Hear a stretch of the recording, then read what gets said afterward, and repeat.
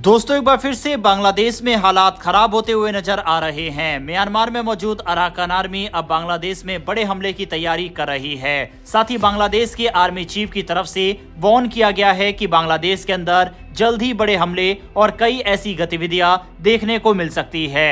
बांग्लादेश के अंदर इस समय क्या हालात है और किस तरह से अराकान आर्मी बांग्लादेश पर दबाव बना रही है, साथ ही बांग्लादेश के आर्मी चीफ की तरफ से क्यों वार्न किया गया है, इस सब के बारे में आज की इस वीडियो में डिटेल में बात करेंगे। काफी इंटरेस्टिंग वीडियो है, इसीलिए वीडियो को अंत तक जरूर देखिएगा। साथ ही डिफेंस और वर्ल्ड अफेयर्स, साथ ही फॉरेन पॉलिसी से जुड़ी ऐसी वीडियो के लिए नीचे दिए गए सब्सक्राइब बटन को प्रेस कर बेल आइकन को जरूर दबा ले, जिससे हमारी डेली ऐसी वीडियो आप तक सबसे पहले पहुंच सके। तो चलिए शुरू करते हैं इस वीडियो को। दरअसल हालिया रिपोर्ट्स के मुताबिक म्यांमार की अराकान आर्मी 3 अलग अलग जगहों पर बड़े हमले करने की तैयारी में है। यही नहीं, बांग्लादेश के बॉर्डर पर भी हमलों को तेज करने की योजना बनाई जा रही है। इन घटनाओं से बांग्लादेश सरकार और सेना में खलबली मच गई है। बांग्लादेश की सरकार को ये खतरा इतना गंभीर लगा कि इन्होंने तुरंत अमेरिकी सेना के एक वरिष्ठ जनरल को अपने देश आमंत्रित कर लिया। सबसे पहले ये रिपोर्ट बांग्लादेशी मीडिया में आई, उसके बाद भारतीय मीडिया में भी इसे कवर किया गया। रिपोर्ट्स के मुताबिक अमेरिका के एक टॉप लेफ्टिनेंट जनरल ढाका में लैंड करने वाले हैं ताकि इस संकट से निपटने के लिए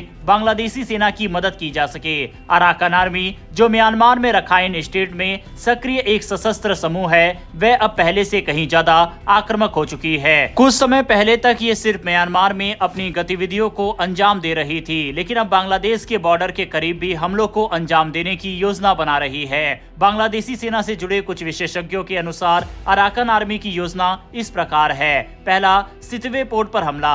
ये एक महत्वपूर्ण समुद्री बंदरगाह है जो भारत और म्यांमार के व्यापारिक रिश्तों से जुड़ा हुआ है। दूसरा, चौकफ्यू पोर्ट पर हमला। ये पोर्ट भी रणनीतिक रूप से बहुत अहम है क्योंकि चीन की कई परियोजना यहाँ चल रही है। तीसरा, मुनोंग आइलैंड पर हमला। ये इलाका भी म्यांमार की रक्षा और व्यापार रणनीति के लिए काफी महत्वपूर्ण है। चौथा, बांग्लादेश बॉर्डर पर हमला। ये सबसे ज्यादा चिंता की बात है क्योंकि इससे बांग्लादेश की सुरक्षा को सीधे खतरा हो सकता है। वहीं अब बांग्लादेश इस स्थिति को लेकर इतना चिंतित क्यों है, इसके पीछे 2 मुख्य कारण है। पहला, अराकान आर्मी का बढ़ता प्रभाव। अराकान आर्मी अब पहले से ज्यादा संगठित और मजबूत नजर आ रही है। रिपोर्ट्स के अनुसार ये सिर्फ एक छोटा विद्रोही गुट नहीं रह गया, बल्कि इसे अब किसी बड़ी बाहरी ताकत का समर्थन मिल रहा है। ये समर्थन किसकी ओर से है ये अभी स्पष्ट नहीं है, लेकिन ये सवाल बांग्लादेश के लिए चिंता का विषय बना हुआ है। दूसरा, दिसंबर 2023 की घटना। पिछले साल दिसंबर 2023 में अराकान आर्मी ने पहली बार बांग्लादेशी सीमा पार कर ली थी। उन्होंने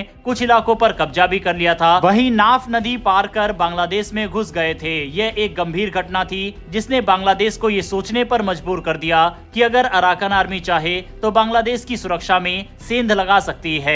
हालांकि अब सवाल ये उठता है कि बांग्लादेश ने अमेरिका से ही मदद क्यों मांगी। इसके पीछे भी कुछ कारण है, जैसे कि अमेरिका और बांग्लादेश के समान हित। अमेरिका और बांग्लादेश रोहिंग्या शरणार्थियों के मुद्दे पर एक जैसी राय रखते हैं। दोनों देश ये चाहते हैं कि रोहिंग्या समुदाय के लोगों को एक सुरक्षित क्षेत्र प्रदान किया जाए और उन्हें किसी तरह की हिंसा या उत्पीड़न से बचाया जाए। दूसरा, अमेरिका का अनुभव और ताकत। बांग्लादेश ने अमेरिका से मदद इसलिए भी मांगी क्योंकि अमेरिकी सेना के पास अंतर्राष्ट्रीय स्तर पर सैन्य अभियानों का अनुभव है। बांग्लादेश चाहता है कि अमेरिकी सेना रणनीतिक सलाह दे और बॉर्डर सुरक्षा को मजबूत करने में मदद करे। वहीं पर जो अमेरिकी जनरल इस मिशन के तहत ढाका आ रहे हैं, उनका नाम है लेफ्टिनेंट जनरल जोएल जेबी वॉव। यह अमेरिकी आर्मी पैसिफिक के डेप्यूटी कमांडिंग जनरल है और उनका बेस हवाई में स्थित है। ये कोई साधारण अधिकारी नहीं है, बल्कि अमेरिका की सेना के अनुभवी कमांडर है जो पहले भी कई सैन्य अभियानों में हिस्सा ले चुके हैं। बहरहाल इस पूरे इलाके पर न सिर्फ अमेरिका और बांग्लादेश की बल्कि भारत, म्यांमार और चीन की भी नजर टिकी हुई है। अगर बांग्लादेश अमेरिका के करीब जाता है